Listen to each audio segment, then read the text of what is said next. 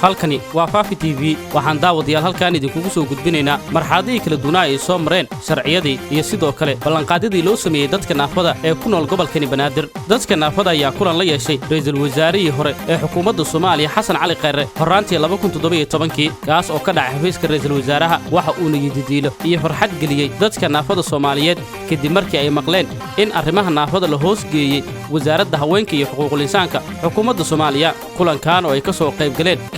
iyo sidoo kale madaxda ururada dadka naafada isugu jiray iyo labada wasaaradood oo dadka naafada muddo dheerba isku haysan jiray oo kala ah wasaaradda shaqada iyo shaqaalaha iyo sidoo kale wasaaradda haweenka iyo xuquuqul insaanka wasiir Saalax iyo wasiir Deeqa ayaana xaadir ku ah meesha la iskugu raacay in arrinkan naafada la hoos geeyo wasaaradda haweenka iyo xuquuqul insaanka ra'iisul wasaare Xasan Cali Khayre ayaana ku qanciyay dadka naafada in ay la shaqeeyaan wasiiradda haweenka iyo xuquuqul insaanka Deeqa Yaasiin oo ay aad kaga wada shaqeeyaan dhismaha qorshe dadka naafada wax loogu qaban karo wasiir Deeqa Yaasiin ayaa kulanka xafiiska ra'iisul wasaaraha dadka naafada u ballan qaaday in ay si dhow ula shaqeyn doonto iyadoo sameysay shuruuc iyo sidoo kale hay'ad naafo qaran ah nasiib darase wasiir Deeqa Yaasiin ayaa guda gashay hawshii dhismaha hay'ad naafo iyo sidoo kale shuruucda dadka naafada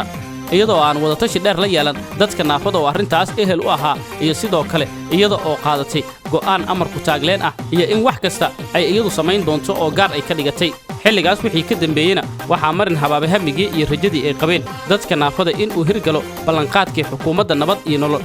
waan ku raacsanahay in aadan idinku helina xuquuqdii aad xaq u lahaydeen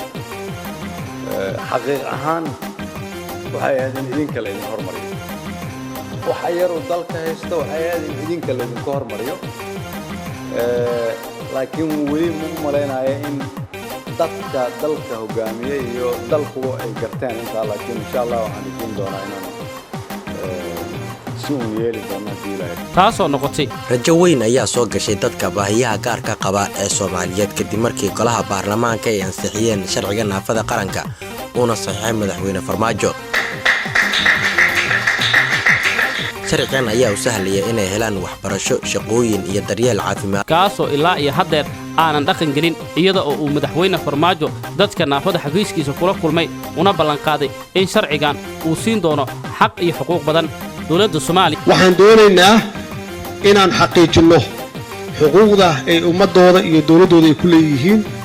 ay ugu horeyso haddii yihiin dadka dhagahala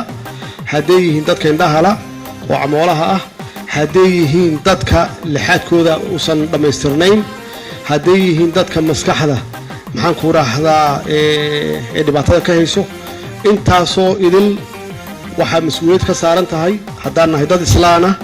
waxay mas'uuliyad ka saaran tahay dawladooda ayaa saxiixday sharcigan caalamiga ah ee xuquuqda naafada sanadii 2019 iyadoo noqotay dalkii 178 ee ku biiray wadamada xubnaha ka ah heshiiska caalamiga ee xuquuqda dadka naafada oo ah axdi dadka naafada adduunka oo dhan si isku mid ah u difaacayo kaas oo la xisaabtamayo cid kasta oo gasha tacaddi ka dhana xaqa iyo xuquuqda dadka naafada ay leeyihiin iyo ugu dambeyntii sharciga xeerka naafada oo ah sharci difaacayo guud ahaanba xaqa iyo xuquuqda dadka naafada kaasoo qabiyo qoraal ah soona bilowda 2019 Oktoobar ilaa haddana aanan xitaa soo gaarin golaha wasiirada dadka naafada ayaa aad uga calool xumaaday sida loola dhaqmay iyadoo ballamihii iyo shuruucdii loo sameeyayna ay noqdeen kuwa xaanshiyo ah oo armaajooyin ku xiran oo aanan dadka loogu talagalay loogu adeegin daawadayaal waad ku maasantihiin daawashada iyo la socodka warbixintan